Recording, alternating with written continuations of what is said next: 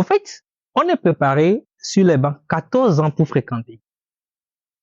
Sachant que si on finit, on va gagner du boulot. Nos mamans, c'est le pourquoi même ils nous dérangeaient d'aller à l'école. Du jour au lendemain, on se rend compte que l'université, ce qu'on a même jusqu'à qu'on a accumulé là, ça va pas aboutir. Maintenant, il faut changer de sens. Bon, après 14 ans de formation, on veut aller dans l'entrepreneuriat où on n'a même pas de formation. Est-ce que tu vois là où le problème commence au fait? Et on se jette. Tu te présentes un peu, tu me présentes Plumer aussi. Oui. Donc, moi, je suis Fiacre Dagrignan et promoteur de la startup Plumer et gérant de la société Odyssey Gobsa. Ok. Je suis à la base un web designer, graphic designer et transformateur digital et design thinking. Je fais du design thinking également, consultant en design thinking. Après, je peux encore détailler ça aussi. Donc aujourd'hui, je pilote Plumer depuis 2018 et à la fois la société Odyssey Group également. Ok. Ok. Très intéressant. Et de l'autre côté, la sublimissime, on est là. Dis-nous tout. Présente-toi rapidement et avec ce que tu fais. D'accord. Moi, j'aime beaucoup ce que tu fais. On commence par ça. Dis-nous tout. D'accord. Moi, je suis Ezi Yatan Ornella et je suis la promotrice de la collection Yatan qui est basée dans la confection des pagnes batik. Donc, nous personnalisons les pagnes pour les entreprises et associations. Et également, bon. Tu as besoin que tu es étudiante. Hein? Ah bon, je suis juriste en formation. Voilà, bah, c'est très important. Ici, il est à combien de temps dans l'entrepreneuriat. Ouais. Ici, il y a aussi les études qui s'ajoutent à ça. À côté. Hmm? À côté. À côté comment? C'est juste à côté, il reste juste quelques matières. Intéressant, mais par contre, tu as lancé il y a tant depuis quand? Ça va faire 3 ans. Ça fait 3 ans. Ok, donc là, on peut dire même que quand tu rentres à l'université directement et tout. Oui. Oui. Ok. Ok, en droit. Tu as le droit y attend ensemble. En même temps, Mais tu vas nous expliquer comment tu fais parce que c'est magistral en vrai. Dire que ça nourrit notre personnel aujourd'hui, non, mais ça nous permet de suivre parce que il faut avouer qu'il y a des réalités. Et quand aujourd'hui vous arrivez à un niveau où vous faites des chiffres pour l'entreprise, il faut aussi penser à sur le lendemain, en fait, sur le futur, pérenniser les services. Et pour pérenniser les services, il faut encore réinvestir dans l'entreprise. Là, aujourd'hui, et je peux pas dire que tout mon personnel se nourrisse à la hauteur de ce qu'ils fournissent. Mais bon, on se comprend et ça se gère. Donc voilà, c'est ce que je peux dire aujourd'hui. Donc, on investit plus que par rapport à ce qui rentre aujourd'hui au lieu de se concentrer Mais sur... ça rentre. Bon, pas comme on le souhaite, mais ça rentre. ça rentre. Ça rentre. Donc, maintenant, on va parler en termes de chiffres, hein, sans cash. Vos chiffres du mois passé, Oui. même si vous voulez des marges, hein, des marges entre combien comme ça? Des marges. Aujourd'hui, par mois. Oui, par mois. Aujourd'hui, nous tournons autour de 3 à 5 millions par. Ça le budget. Maintenant, nous avons aussi une particularité. Il y a des moments où il n'y a pas de chiffre d'affaires. Et il y a des moments où il y a des chiffres d'affaires. Ok. Donc, c'est en fonction de nos services parce que nos services, nous opérons dans l'écosystème événementiel.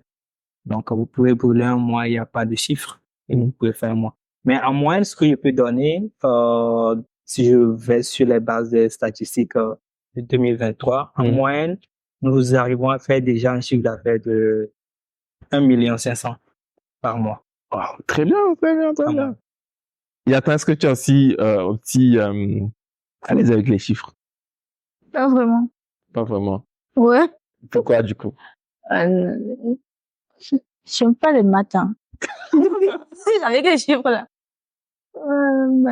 Ok, le côté chiffre d'affaires, il y a ton collection. Le mois passé, par exemple, on a eu à faire 615 000. Et ça, c'est parce que Bon, il n'y avait pas trop de ventes. On n'avait pas fait de la com et tout, puisque j'étais un peu occupée par les examens. Par les examens. Pas des examens. Donc, il y avait des commandes que j'essayais de donner à certains collègues. Et moi, je trouve que c'est des chiffres quand même. Les gars qui vont le suivre vont se dire, mais les gars, là, on est dans le même lomé. Est-ce qu'on est dans le même lomé? Mais là, la vraie question, c'est comment vous en êtes arrivé là? Déjà, au Clumer.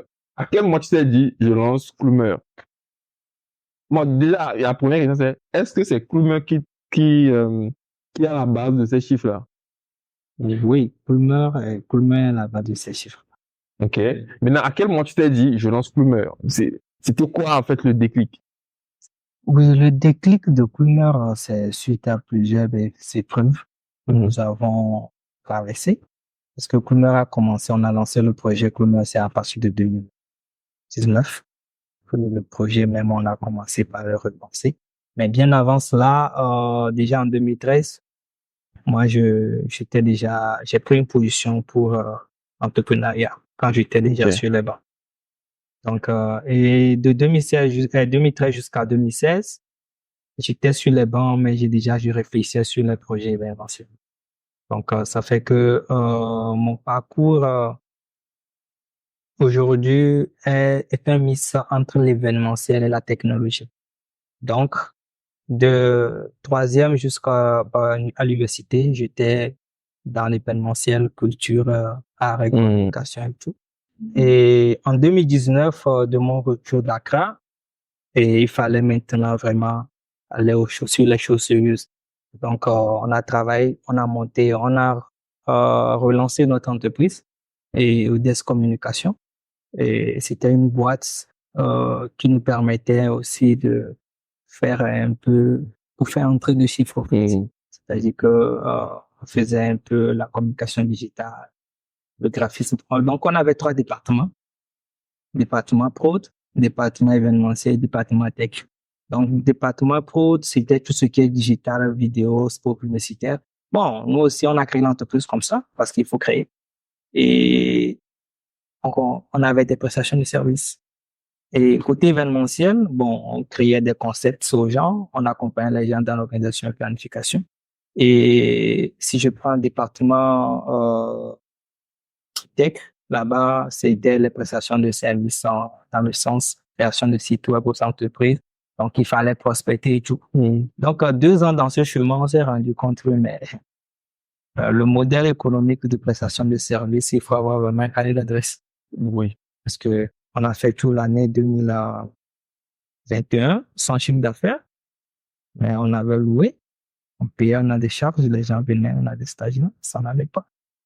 Donc là, c'est le déclic a commencé. Parce que, après le bilan, on s'est rendu que plus de 12 mois, en avant 14 mois, on n'a pas fait de chiffres. Qu'est-ce qui ne va pas? On s'est rendu compte qu'on n'a pas le plan pour pouvoir vivre que seulement sur un modèle qui est prestation de service. Donc, il fallait varier. Donc là, dans nos recherches et ce que je savais, donc j'ai fait des recherches il y a des années, comment ça se passe et tout. Après, je me suis rendu compte qu'on ne peut pas vivre que de cela. Il faut avoir un produit. Parce que quand j'ai filtré toutes les informations, une entreprise qui vit seulement qu'on dépend de prestations de services avait pris le temps de construire une base de données pour avoir un cahier d'adresse très solide. Mais pour un jeune entrepreneur, je ne conseille pas cela. Donc, nous, on n'avait pas ce poumon pour continuer. Donc, il fallait maintenant injecter un produit dans l'entreprise. Et c'est là qu'on a fait table rase. Quels sont les projets qui sont là? Vu qu'on a 3 départements, tech, digital, événementiel. Donc, j'avais un projet événementiel depuis toujours parce que j'ai tenté j'ai coupé le parcours. J'organisais des événements et tout. Donc, j'avais rédigé beaucoup de choses parce que j'avais des failles du terrain. Je dis, mais OK. Vu qu'on est dans la tech, on a un département événementiel, on peut fusionner ces 2 départements pour sortir un produit. J'ai appelé les collaborateurs, je les en parlé, ils me ouais, donc, on va travailler on va digitaliser l'écosystème événementiel en apportant un plus parce que sur le marché africain, il y a encore ce défi à relever. Donc, on va apporter quelques particularités. Donc, on a quitté sur une problématique. À l'époque, c'est ça qui me dérangeait, en fait, quand j'ai organisé des événements. J'organise des événements, mais je me rends compte que les gens ne sont pas au courant. Et je me disais, mais comment? Donc, cette problématique me dérangeait. Donc, quand on voulait démarrer Coolmer, on s'est dit, mais OK, on va résoudre ce problème-là d'abord. Comment organiser un événement pour que celui qui est dans ce quartier soit au courant qu'il y a un événement? Donc, c'est ce qu'on voulait résoudre pour que tout, parce que le problème, c'est quoi? Quelqu'un à Agoué, c'est le jour J qu'il passe et dit, mais oh, on a fait tel séminaire ici, on a fait tel événement ici, il n'est pas au courant. Tu vois? Donc là, et nous, on voulait résoudre le problème de repère des événements. On s'est dit, bon, on doit tout faire pour que s'il y a un événement, si c'est dans mon quartier, je sois au courant, que je passe, que ce soit atelier, formation, toujours. Donc, notre préoccupation, c'est que si tu veux essayer un événement dans ton entourage, il faut qu'il y ait une application solution digitale qui te permet d'avoir les notifications. Ça, c'est la base de Plumber. Voilà. Ah, c'est magnifique. J'adore. Oh là là. Il y a déjà commencé comment? Il y a pas mal de sujets sur lesquels on va revenir parce qu'il y a pas mal de mots que tu as. On va revenir sur ça, mais il y a à commencer comment? On sait que c'est quand tu as eu le bac, tu cherchais l'argent. Maintenant, comment ça commence? Bon, en tout cas, c'est un peu ça, commencé un peu comme ça. Mais quand j'ai eu le bac, je suis rentrée en première année. Je voulais faire quelque chose à part l'école. À ce moment, je voulais pas rester seule et sans rien faire après, juste les études, non. Donc, j'ai fait une formation en décoration, premièrement. Et très vite, les marchés que j'ai reçus, j'ai vu que mon âge jouait. J'avais 18 ans, 19 ans. Et bien que j'avais des marchés d'anniversaire, de mariage et tout, donc quand ils voient l'âge, ils aiment descendre les prix. Et moi, je faisais. C'est un jour, j'ai vu un aîné à qui j'ai expliqué le problème. Il m'a dit non, c'était pas bien. Au fur et à mesure, j'ai vu que non, c'était pas trop mon truc. Et donc, j'ai laissé. Donc là, j'ai eu une formation une fois qui passait en batik.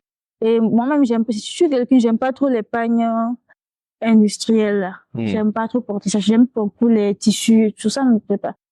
Et j'ai eu dit, OK, bon, on va aller fabriquer nos pagnes. Donc, quand j'ai été, on nous a montré comment on fait les t-shirts et tout, OK. Donc, je fais, moi-même, je porte. Je vais à l'école avec et tout. Et donc, mes amis, ils ont vu ça, leur plaisait. Donc, je leur faisais ça aussi. Et un peu. Et au fur et à mesure que ça devenait très sérieux, puisque les amis disent à leurs amis et qu'ils apportent leurs trucs et ça me faisait de l'argent de poche à côté. Une fois, j'ai porté le pagne que j'avais fait, juste comme ça. Et mon papa m'a demandé, premièrement, je lui ai fait. Après mon oncle, je lui ai fait. Un ami aussi. Et il m'a demandé pourquoi ne pas juste faire que les pagnes. Et donc, j'ai dit, OK. J'ai commencé par vendre les montres en ligne, tout ce qui est linge de femme en ligne, sacs, bon, tout ce que je trouvais, je vendais en ligne. Et je prenais l'argent là, je cotisais. Donc, quand on a fini les examens en juin, je suis partie faire la formation en batik. Jusque les pagnes chez mon patron. Et j'ai fait un mois là-bas. Ça fait quelque chose de 150 000. J'ai pas dit aux parents. J'ai fait ça, moi, j'ai payé tout l'aller-retour, aller copier là où j'allais seule. Et quand j'ai fini, j'ai commencé par faire les pagnes un peu. Et mes connaissances disaient ça aux autres. Ils leur proposaient ça. Et peu à peu, c'est comme ça, c'est parti. Il y a les gens, ils aimaient trop, donc ils postent. Quand ils postent, les autres aussi voient. Et ça m'amusait aussi. Et c'est comme ça. Mais en fait, donc ça veut dire que tu vas me dire que tu as commencé de zéro, en fait. Bon, c'est 150 000. 150 000 pour la formation, c'est ça c'est ça la base. Oui. Ah ouais. Donc, en vrai, vendre les montres et tout, juste à faire 150 000, ça doit prendre du temps. Bon. Il y avait les tranches, là, 4 tranches, j'étais sortie. Ah oui. Oui, donc j'ai ajouté. J'ai utilisé les tranches de coup. Ouais. Les tranches, c'est pas pour manger à la cantine de l'université. En fait, avec mes copines, j'ai 2 copines. Donc, quand on prend les tranches comme ça, on va au grand marché plutôt pour aller payer nos tenues. Donc, le jour où j'ai payé mes trucs, j'ai dit non, mais pourquoi ne pas les revendre ça? Donc, quand j'ai payé mes trucs, je suis partie revendre. J'ai trouvé de l'argent. J'ai dit ok, d'accord. Donc, je suis partie encore payer les choses. Donc, c'est là-bas que je payais aussi les linges de femmes et tout. J'allais revendre. Donc, très tôt, j'ai vite trouvé mon argent là. Puis, paf. Donc, l'argent en ligne, c'est très important. Il y a l'argent. Quand tu as la connexion sur un téléphone, là, tu vas gagner l'argent. Ok, bon, mais après, il faut quand même connaître les gens. Les gens qui achètent.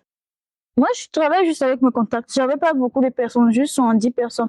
Mais, 70 personnes, tu as 150 000. Les gars sont debout, hein. oui, mais quand tu postes et tout, ils savent. Non, j'ai vu que tu vends les chaussures. J'ai une collègue qui veut. Tu as les photos, j'envoie et tout, et je suis là, juste le livreur va chercher ça au grand marché, et il va livrer, moi j'ai ma commission. Un peu, donc c'est ce que moi je faisais.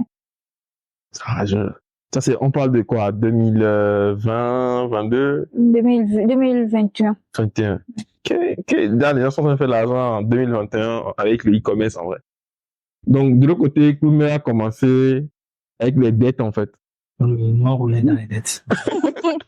Pour l'application de Coolmer, au début, est-ce que vous avez investi dedans? Elle a investi 150 000. Vous avez des dettes, mais est-ce que vous avez encore investi?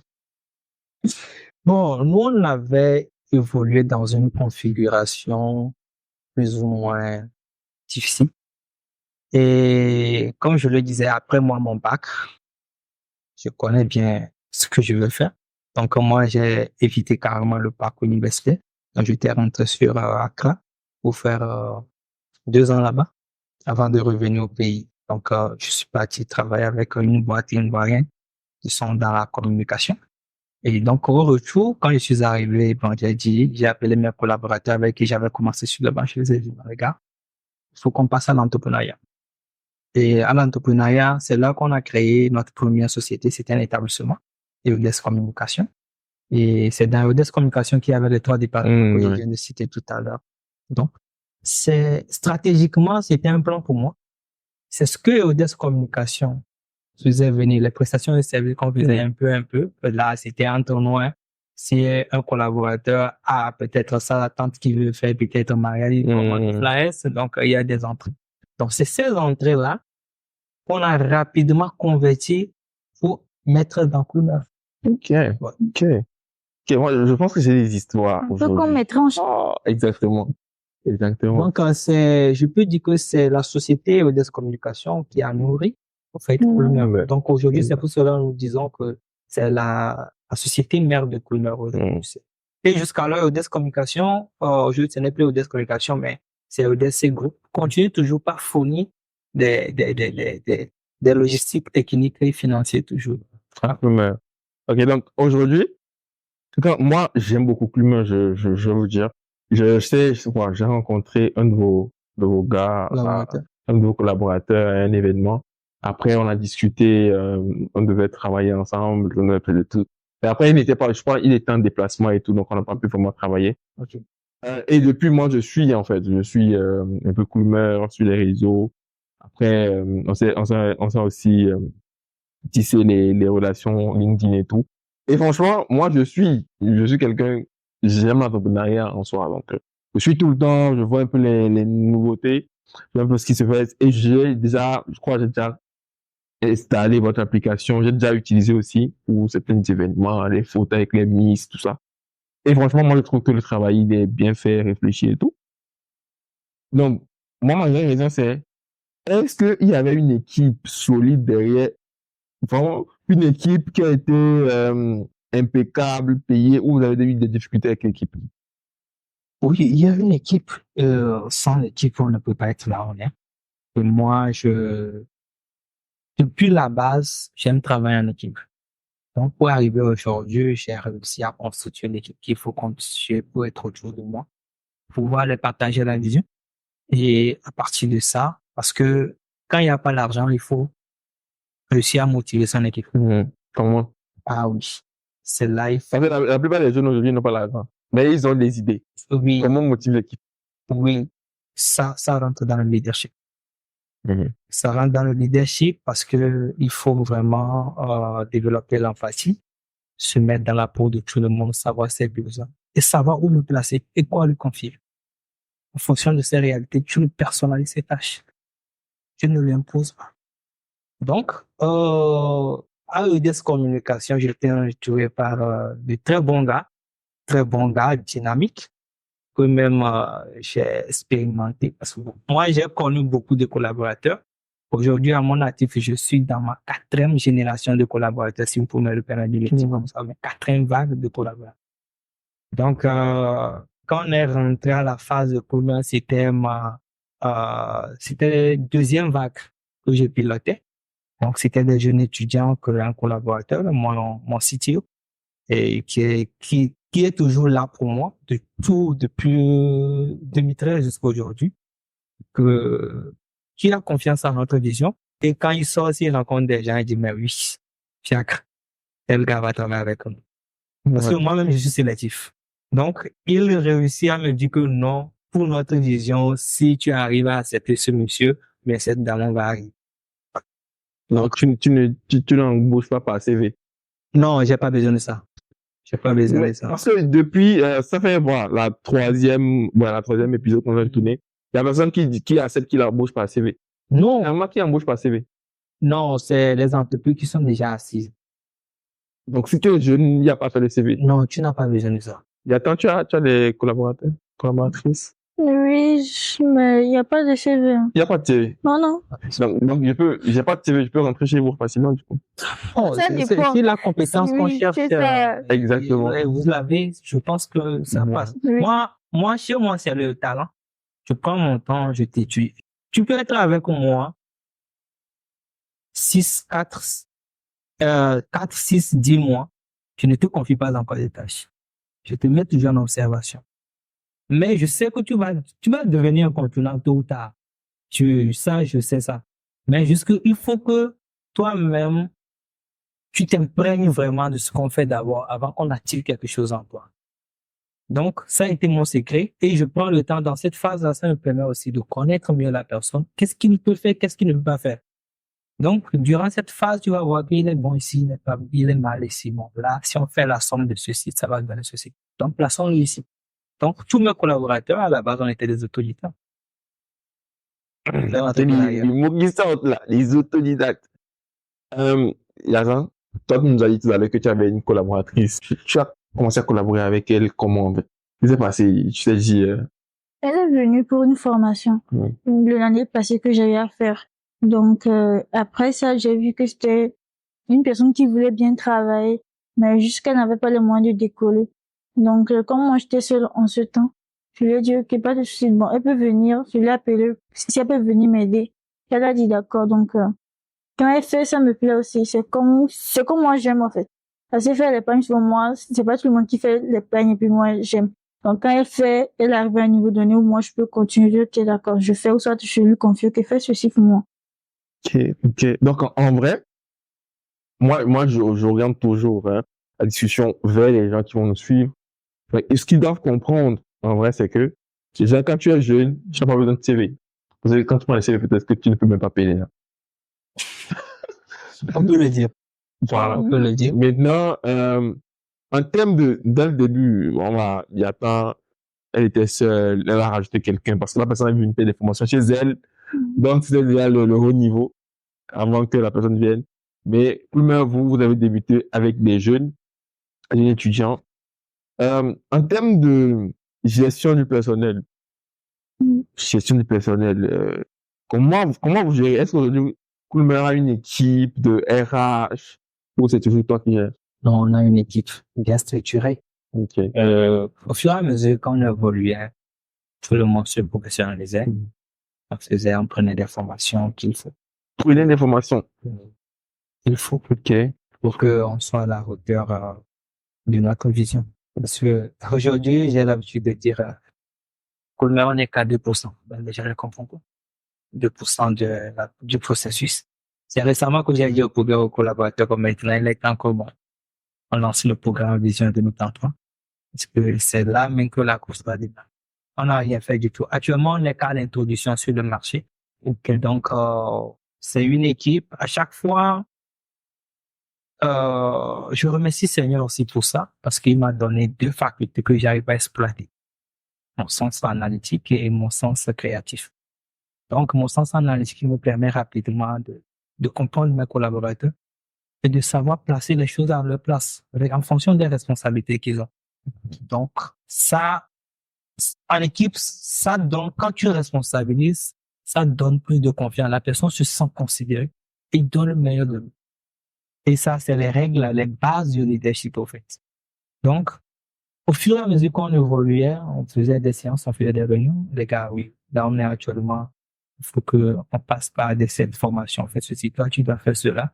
Il faut redoubler l'effort à ton niveau pour que les compétences soient à la hauteur.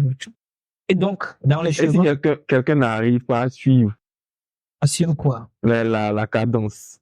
Oui. Et il trouvera toujours une place. Chez moi, il trouvera toujours une place. Mais c'est lui-même qui va voir que bon, là où je suis, les gens me dépassent. Ok, je Ouais. vois. C'est très, très intéressant. Parce que c'est difficile pour moi aujourd'hui, moi personnellement. Mais bon, l'entrepreneuriat m'a montré l'autre sens ces derniers temps. De laisser partir un collaborateur, parce que je crois toujours qu'il peut arriver.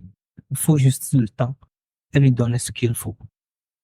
Donc, nous tous aujourd'hui, nous qui gérons Coolmer, si tu rencontres un collaborateur de Coolmer, on a un début très, très, très réaliste qu'on maîtrise. Mais bon, moi, le succès ne me dérange pas, rien ne passe pas ma tête pour dire que de temps en temps. Parce que je suis à 2%. Donc, je n'ai rien fait. Mais déjà, si mes collaborateurs se réjouissent, moi aussi, je dis, bon, on a fait quelque chose. Mmh. Voilà. Très intéressant. Donc, de ton côté, comment tu gères la seule personne avec qui tu travailles? Donc, tu travailles toujours avec une seule personne, déjà? Oui, bon, ok, j'ai un assistant, un homme, qui m'aide souvent et bon, il y a beaucoup de choses qu'il fait aussi. Il y a des lieux où je dois aller et tout. Quand je ne peux pas aller, il peut aller me représenter et tout. Ok, donc là, je veux recontextualiser rapidement. Là, on a quelqu'un qui gère carrément, je vais dire, un groupe d'entreprises. Ouais, Et là, on a quelqu'un qui est un solo entrepreneur, je vais dire carrément. Parce que tu as plus des assistantes et les gens qui oui, collaborent avec toi. ouais. Pour vous, quelle est la différence entre ce qui se dit sur les réseaux et la réalité que vous vivez, en fait, dans vos métiers, dans votre entrepreneuriat, en fait, votre milieu entrepreneurial? Au Togo, surtout, où on est là, quelle est la différence entre la réalité, ce que vous vivez, et ce qui se dit normalement quand on parle d'entrepreneuriat dans les écoles ou sur Internet? En fait, je vois le truc là où ils sont, souvent on dit entrepreneuriat, les jeunes allaient entreprendre et tout là. Maintenant, ils doivent ajouter la souffrance qu'il y a dedans. Ouais, moi, je dis ça C'est toujours. Il y a un piège là-bas. Oui, ils ne disent pas. Il y a un piège parce que quand je dis, moi, je fais juste, je prends le décor comme ça. Un étudiant passe à l'entrepreneuriat quand c'est chaud à l'université. Ouais, Et les trucs qui sont là. c'est chaud à l'université. Et maintenant, l'intervalle là, universitaire à l'entrepreneuriat, il y a vraiment un vide là qu'on ne nous a pas donné. Ça, on ne nous a pas outillé pour. Et Parce que le jeune étudiant, bien moi, qui fréquentais dans ma tête, j'ai le bac et je fais mon parcours universitaire et je fais stage un peu, je vais trouver de l'emploi. Ouais. Je suis dans ce chemin. On m'a formé pour ça. Et du jour au lendemain, je suis là, tellement on me dit que oui, le climat de l'entrepreneuriat est favorable, tout le monde. On peut créer l'entreprise à 25 000. Je dis, mais attention, il y a un piège derrière. Et les jeunes, quand c'est chaud maintenant, ils veulent virer vers l'entrepreneuriat. Je vais te donner un chemin très clair c'est une anecdote que j'ai vraiment analysé, j'ai écrit des posts. Au fait, on est préparé sur les bancs 14 ans pour fréquenter. Sachant que si on finit, on va gagner du boulot. Normalement, c'est pourquoi même nous déranger d'aller. Du jour au lendemain, on se rend compte que l'université, ce qu'on a même jusqu'à on a accumulé là, ça va pas aboutir. Maintenant, il faut changer de sens. Bon, après 14 ans de formation, on veut aller dans l'entrepreneuriat, on n'a même pas de formation. Est-ce que tu vois là où le problème commence au fait? Et on se jette. voilà. Pourquoi? Parce que j'ai reçu mon tranche et j'ai vu 2 collaborateurs, on a cotisé pour aller prendre la KCFE. C'est là où ça démarre. Et quand on prend la KCFE, oui, non, il faut qu'on le dise. Si j'ai l'occasion, je vais le dire toujours parce que je suis un pur produit de ça, en fait. Et là, maintenant, quand on a la KCFE, c'est comme si on est parti prendre un engagement. Et là où encore il y a le piège, c'est que les gens commencent, maintenant, il n'a pas de formation, il n'a aucune base en entrepreneuriat. Genre, Mais tiens, comment je vais faire? Donc, rapidement, on crée quelque chose, on loue quelque part. Peut-être, il a suivi une formation, peut-être en sérigraphie à l'époque, à 15 000 francs ou bien à 5 000 francs. C'est sur ça, sur cette attestation-là qu'il compte, il dit que de créer son entreprise. Ok. Pour certains, ça peut aller. Pour certains qui sont créatifs, peut-être comme moi. Moi, je ne suis pas passé par ce chemin quand même. Et il crée, il prend des charges, il prend des choses. Et chaque jour maintenant, au lieu d'aller à l'université, il doit aller ici. Parce que il va vouloir chercher de marché pour honorer ses engagements chez ce locataire là où il a loué et tout. C'est quand il fait un an, il voit que non, que durant un an, j'ai fait chiffre d'affaires de 75 000 ou bien 30 000. Attention, il dit que c'est chaud.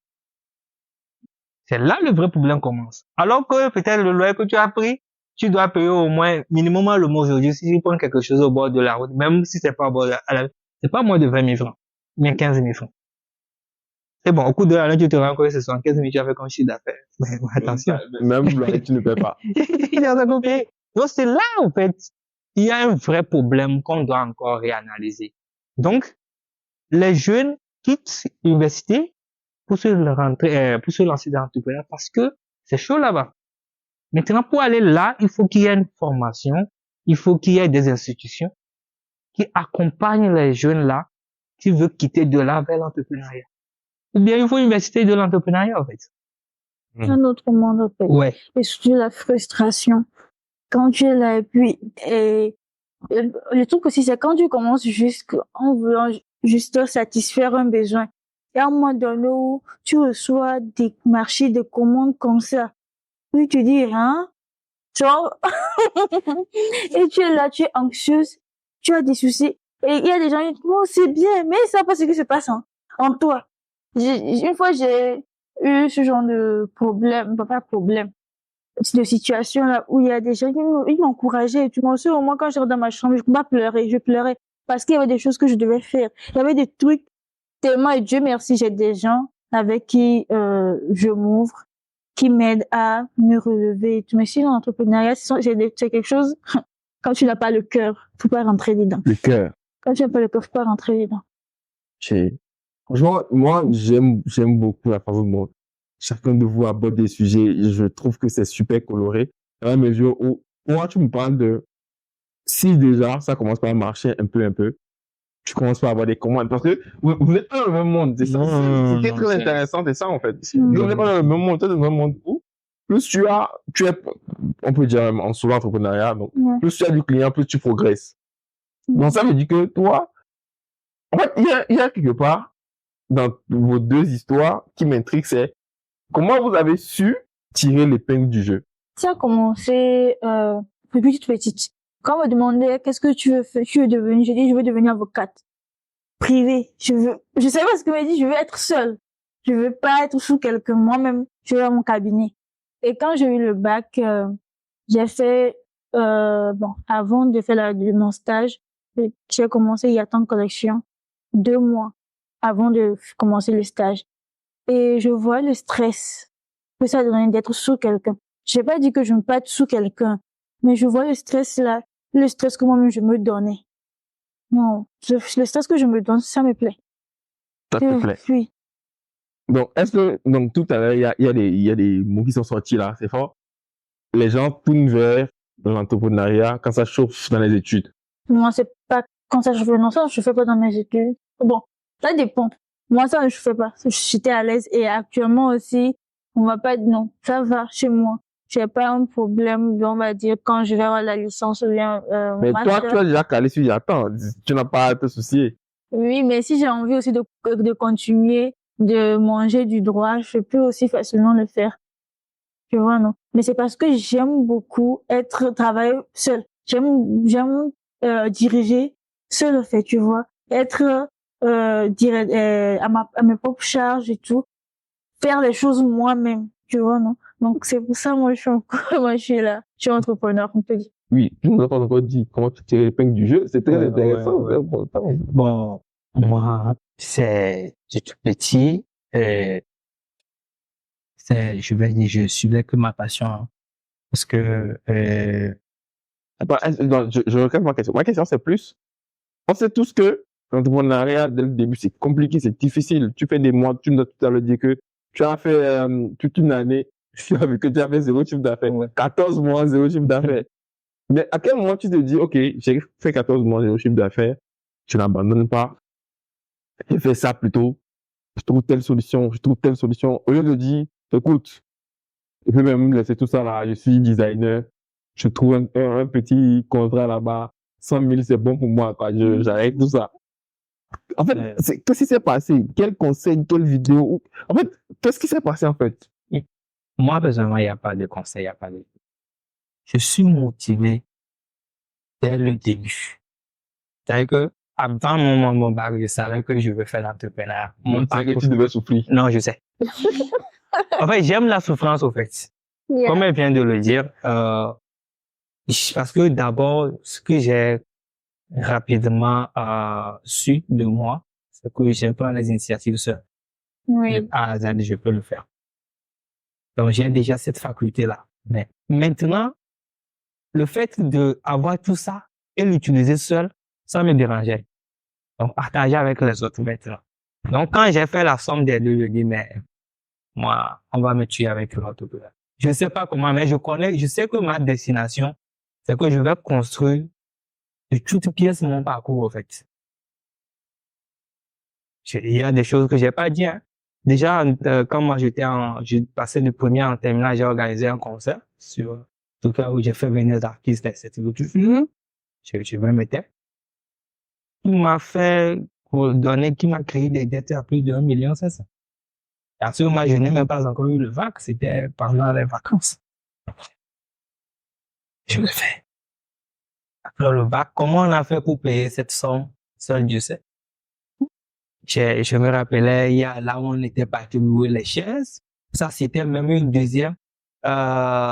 c'était une deuxième tentative d'événement qu'on a organisé encore ça pour lui. Ça, je vais oublier pour les 500 000 €. 1,5 million. On a encore, après un an, après, on a encore organisé autre événement à autre endroit. La pluie a tout cassé. Il fallait payer, on était parti louer les chaises et tout. Là, j'ai laissé ma carte d'identité sur cette dame-là durant 2 mois. Il fallait chercher l'argent. Mais compte combien aussi à l'époque? C'est ça que je vois aujourd'hui, ça me fait rire. C'était 25 000. C'était 25 000. Mais il fallait passer par là. Donc, moi, ces initiatives, avant de se lancer, je maîtrisais le scénario. Et si. Et donc, je m'apprêtais psychologiquement pour ces éventualités. Et si ça marche? C'est comme ça que je pose l'équation, je dis, et si ça ne marche pas? Et si ça marche? Donc, prenons le risque. Ah ouais. Je suis comme ça. Dans moi, je vois mon aventure. Je me prépare comme un guerrier. Je vais le faire. Après le bas, j'ai appelé là d'abord, j'ai dit, mais, je fais pas d'investissement. C'est quoi le plan? Je fais pas. Parce que ce qu'on a actuellement comme économie là, même si on va aller, on va amener ça même déjà quand je vais faire les formalités, payer tout là, c'est fini. Maintenant, l'année, c'est comment? On n'a rien à ici. Donc, donne-moi le peu là, je vais rentrer sur Ghana. 2 ans après, je vais te faire le compte rendu. C'est comme ça mon aventure a commencé. Mais le Ghana a joué un rôle très capital dans ma vie, en fait. Mon parcours Ghana a contribué jusqu'à 80% sur ma carrière d'aujourd'hui. Ça a apporté quoi, justement? Oui. Donc, ça veut dire que là, on est en train de comparer carrément l'environnement. Oui. L'environnement togolais. Oui. Parce que le déclic de tout, c'est là. Malgré j'avais vraiment une conviction que je serais un entrepreneur et je vais bâtir, j'ai des rêves à accomplir. Mais, ce qui a fait que moi, quand je suis revenu, et rien ne me ferait pas sur le marché en tant qu'entrepreneur, je prenais les lignes, je brisais. C'est le Ghana. Parce que les 2 ans dépassaient carrément les 13 ans, mais 14 ans que j'ai fait sur le banc. Ce Ghana m'a rodé sur tous les plans, psychologique, socialement,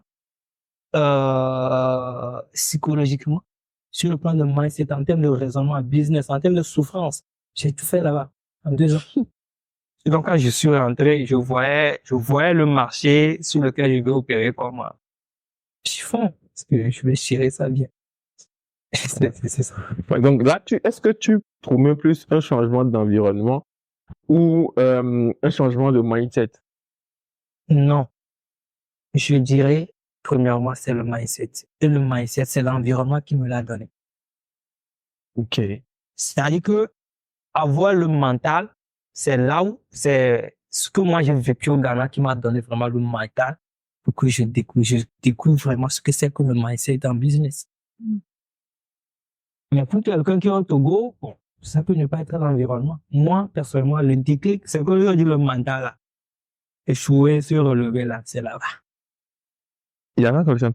Est-ce qu'il y avait aussi le mental et l'environnement qui ont vraiment joué chez toi? Non, on peut dire l'environnement, oui, oui, et le mental aussi, les deux. Moi, j'ai grandi, j'ai vu maman aller souvent vendre, revenir la soirée. Euh, elle était premièrement fonctionnaire avant de qui démissionnait, venir rester à la maison et tout. Et quand je la voyais, je me disais, bon, ok, je ne peux pas rester à la maison, en fait, tu vois. Et depuis toute petite, bon, on va dire, je lisais. J'ai commencé à lire très tôt. Donc, je lisais des trucs, j'ai dépassé les trucs de lire les dessins animés, tu vois. Les romans, là où c'est bien gros, là, c'est là-bas, j'allais, et puis je lis. Et quand je ne comprenais rien. Donc, très tôt, il y a des trucs que j'ai connus, il y a des femmes que j'ai rencontrées dans les livres et tout, qui m'inspiraient beaucoup. Et j'avais hâte de grandir et devenir comme elles, tu vois. Et dire que, ok, bon, celle-ci fait ceci, celle-ci, j'avais hâte, tu vois. Donc, ça a beaucoup joué. À côté de ça aussi, il y a ma famille. Dans ma famille, les femmes, enfin, on va dire, elles sont bien. Tu vois, non? Bien. Il y a pas de femme qui est à la maison dans ma famille. Donc, c'est quelque chose, on va dire, quand j'ai commencé l'entrepreneuriat, mes tantes m'ont appelé pour m'encourager et tout. Mon papa aussi, et puis d'autant plus que j'ai fait ma formation sans leur dire et que j'ai commencé surtout, ce qu'ils voyaient, en fait. Tu vois, ma dernière foire, la foire à Jaffi, Mhm. que j'ai eu à faire, quand mon papa a vu ça, il a dit, waouh. Genre, il ne s'en revenait pas, en fait, que je pouvais faire ça. Payer le stand que j'avais payé là et tout ce que j'avais eu à faire et euh, avoir deux personnes dans genre en ma charge où je payais et ils ne s'en revenaient pas. Donc c'est depuis il a dit ok bon je te laisse faire mais n'oublie pas les études à côté, tu me dois ça en fait. Et donc c'est ça en fait. Donc on va dire il y a les deux comme lui, mais juste que j'ai pas changé d'environnement.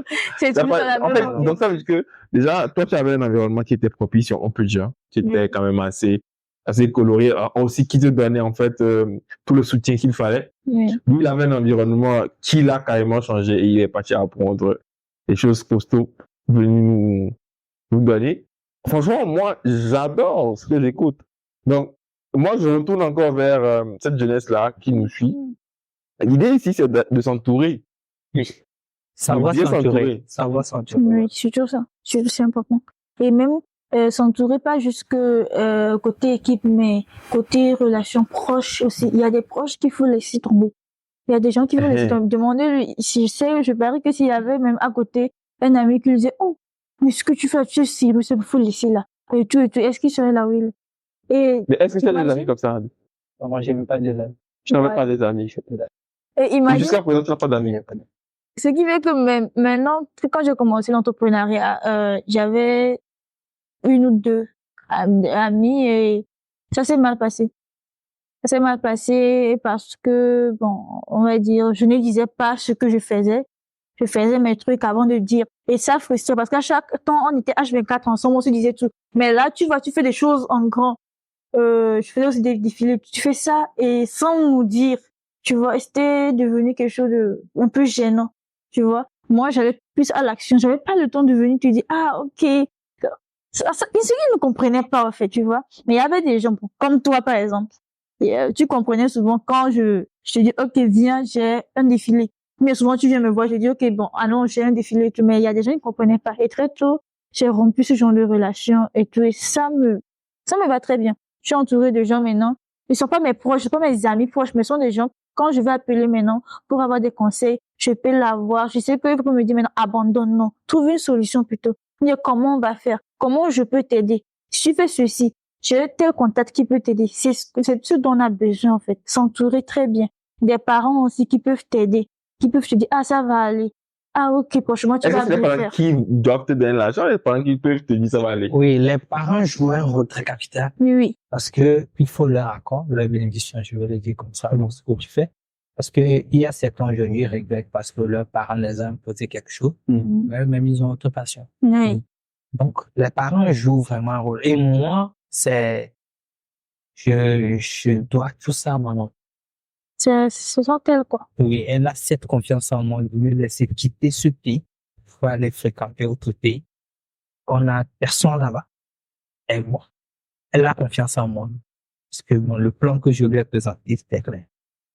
Donc, ça, c'est bon. Et souvent, même, quand j'avais commencé, souvent j'étais fatiguée parce que je faisais toutes les commandes seule. Quand j'étais fatiguée et je me réveille très tôt, je fais les pagnes et tout, arrivé à un moment donné où, bon, je sais qu'il reste juste quelques étapes. Maman dit, laisse, quand tu es douché, va au cours, tu vois.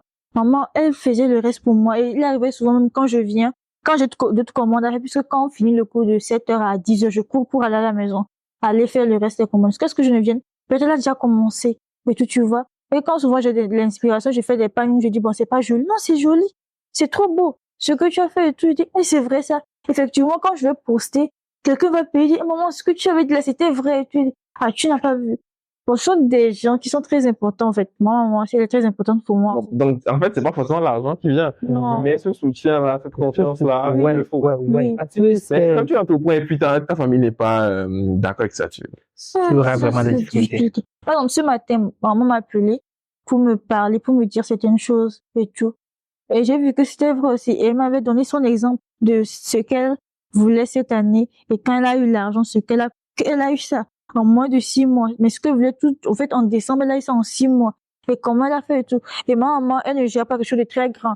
Elle a juste une boutique où elle vend du ciment et de l'alimentation générale. Mais ce qu'elle a fait, avec ça, je me suis dit, ok, si toi, tu gagnes plus que moi et tout, vaut mieux que tu fasses comme ça. Et tu vois, ce sont les gens, elle joue le rôle de quoi, comptable, bien. Ouais, au fait, le fait que on soit entouré bien de nos parents, soit d'accord sur ce qu'on fait, l'entrepreneur a besoin de ça. C'est moi, je peux dire le premier réseau même, on le dit déjà même, les aînés le disent, c'est nos parents. Parce que quand nos parents ont confiance en nous, ceux qui sont à l'extérieur aussi auront confiance en nous. C'est facile que maman ait, ah, ma fille fait tout là. Hein. Donc, le réseau tu as déjà le réseau de tes parents. C'est ça. C'est difficile pour quelqu'un qui veut commencer par créer un réseau. Moi, nous, on a passé par des bureaux dans ce pays. Vous faites des offres gratuitement. On ne te connaît pas. Qui va te donner? Mais imagine que c'est ton papa qui a une relation là-bas et dit, ah, mon fils va passer, hein. Il a une offre, il veut faire une offre gratuitement. Essaye de tester ça. C'est ton papa. Il va passer. On te voit jeune, petit. Qu'est-ce que toi, tu vas, qu'est-ce que les gens vont dire que là, depuis le début du podcast, on prend que des jeunes, en fait. On va, oui, les grands-tontons, on sait qu'il y en a, on est entrepreneurs, grands-tontons, on a. Mais là, on parle de nous, jeunes, là. Ça, c'est des astuces qui marchent. Parce que ça marche pour vous. Je suis entouré par des gens qui font des millions de chiffres d'affaires. Si je ne suis pas entouré par des... En fait, je n'en parle pas souvent dans le podcast, mais les gens qui sont là, ils font des vrais chiffres, hein. À la fin du mois, ils sortent l'argent. Il faut pas se mentir. Ça, c'est très important. Donc, faut savoir que c'est, comme je viens de le dire, c'est les gens qui sont vraiment dans le milieu. Ce qu'ils font, ce qu'ils nous disent. Donc, je comprends bien, il faut les parents, de l'autre côté. Pas forcément qu'ils nous donnent de l'argent, mais qu'ils nous soutiennent quand même. Ouais. Vous n'avez pas d'amis? Vous n'avez pas d'amis? Pas d'amis, que des collaborateurs. Que des collaborateurs, pas d'amis. Des gens juste pour faire des bérets, Oui. Des appels bérets de 30 minutes. Je le fais avec toi-même, donc ça suffit. Faut pas gâter mon nom, je suis désolé. Pas d'amis. Pas d'amis, la famille qui croit en vous, des collaborateurs que vous aimez, j'imagine. Oui. Ça, c'est la base. Ça, c'est la base. Oui. Donc, au final, pour un jeune entrepreneur ou un jeune étudiant qui se dit, écoute, moi, je vais me lancer aussi dans un truc comme les batiks, produire peut-être des pagnes ou sorti ma collection, sorti ma ligne de vêtements et tout. Je dois pas avoir d'amis. Il faut que maman croie en moi, c'est ça? Mais il faut que toi, tu crois en toi, en fait. Il faut croire en toi. Et ça, Parce c'est que là-bas, moi, quand j'ai commencé, je voulais être, mais c'est dingue, hein. Je me mesurais à Audi. Quand je Audi. Et quand le client vient, j'étais petite, quand le client vient me payer, tu dis, mais c'est du Woody, c'est cher, c'est comme du Woody, en fait. Tu vois pas comment ça est.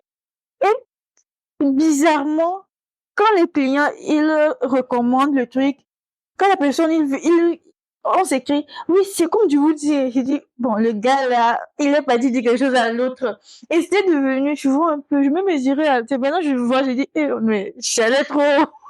Donc j'avais une vision, je savais là où je voulais aller. Je me dis, je voulais être une référence en matière de pain. Donc, comme on va appeler, par exemple, les grands pains, on va appeler aussi Yatan Collection. Pas du batik, mais Yatan Collection, tu vois. Et c'est ce que je nourrissais. Même si je ne gagnais pas, c'est ce que je nourrissais. Et quand tu me vois parler, tu vas payer. Et quand j'ai commencé, j'allais à la mairie d'aller Tikopé. Et donc, quand je rentre là-bas, je dois vendre au moins 4 pagnes avant de sortir. Vous n'avez pas besoin de pagnes, mais vous allez payer. Mais là, moi, je veux savoir, quel moment dans votre parcours vous a vraiment propulsé? Oui, vous avez commencé difficilement, les gens croient en vous, vous avez lancé le produit aujourd'hui qui vous caractérise le plus, avec lequel vous faites du chiffre. À quel moment vous vous dit, là, c'est bon, je reste que sur ça, c'est bien fait? Ou c'est pas encore le cas? Non, c'est le cas. C'est le cas parce que nous, vu on propose une solution qui est à la fois tech et qui a deux sens, produit, service. Quand on a terminé le MVP, et il fallait l'expérimenter. Et là, il fallait aussi trouver maintenant quelqu'un qui ait confiance en votre solution pour le tester. Là, je donne ce remerciement au promoteur de la foire électrique. Après Corona, il n'y avait pas des événements. Donc, en 2022, il fallait maintenant que les événements reprennent. Et donc, Corona joue aussi, nous, dans notre solution. Parce que vous êtes tech. Oui. Parce que, vu qu'on opérait sur l'écosystème événementiel, donc, quand il n'y avait pas des événements lors de la pandémie, on a encore recensé beaucoup de travail sur le terrain. Donc, ça a permis qu'on renforce notre solution. Maintenant, lorsque la solution est prête, il fallait vraiment l'expérimenter sur un événement pour corriger vraiment, pour savoir si, mais est-ce que c'est nous qui rêvons en fait. Eh bien, il y a ça. Et j'ai fait le tour de Lomé. J'ai rencontré les grands promoteurs. Chacun était dans sa logique. Difficilement les accepter, tu vois, certains t'imposent leur façon de voir les choses, tout. C'est pas ce que je cherchais. Mais en faisant les choses, on m'a mis en contact avec le promoteur de la foire de filles. Étant un grand visionnaire, même si j'arrivais en même temps, tout ce que tu racontes, je pensais le faire il y a de cela 3 ans. Mais, toi, tu es venu avec une solution déjà prête. Je vais te donner la chance.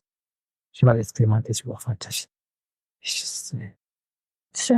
Le jour que je suis rentré, j'ai dit, les gars, on vient sur la foire à Jaffi, c'était la fête. C'était la fête. Je te jure, c'était la fête.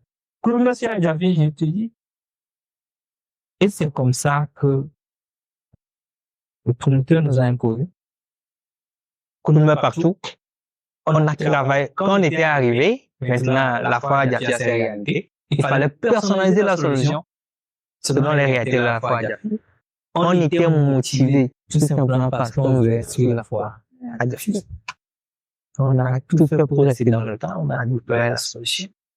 Et après, le jour où j'ai venu, on était sur le terrain. On commençait par recenser les bugs, les insuffisances, les préoccupations des gens. On s'est rendu compte que non, on réfléchissait à la place des autres. Il y a même la réalité du terrain. C'est pour cela que c'est important d'aller. Quand tu déploies quelque chose, tu fais quelque chose aujourd'hui, il faut rapidement mettre le MVP sur le terrain. que ce soit un produit, un marché. Je précise, le MVP, c'est le minimum de produit viable. Viable, ouais. Donc, quoi, le minimum que pour tester le marché, en Ouais, fait. pour tester le marché. Et la fois d'après, c'était un grand marché qui répondait à un solution. Et donc, le boss me demande, est-ce que tu peux? Parce que la fois, il était pas, et c'est sa 10e édition. C'était une grâce pour moi. Tester ma solution sur un événement qui a sa 10e édition, et que l'événement, c'est la fois, et là, après la fois, quand je sors, je dis pour le ouais, on vous a vu à Yafi. Ouais, on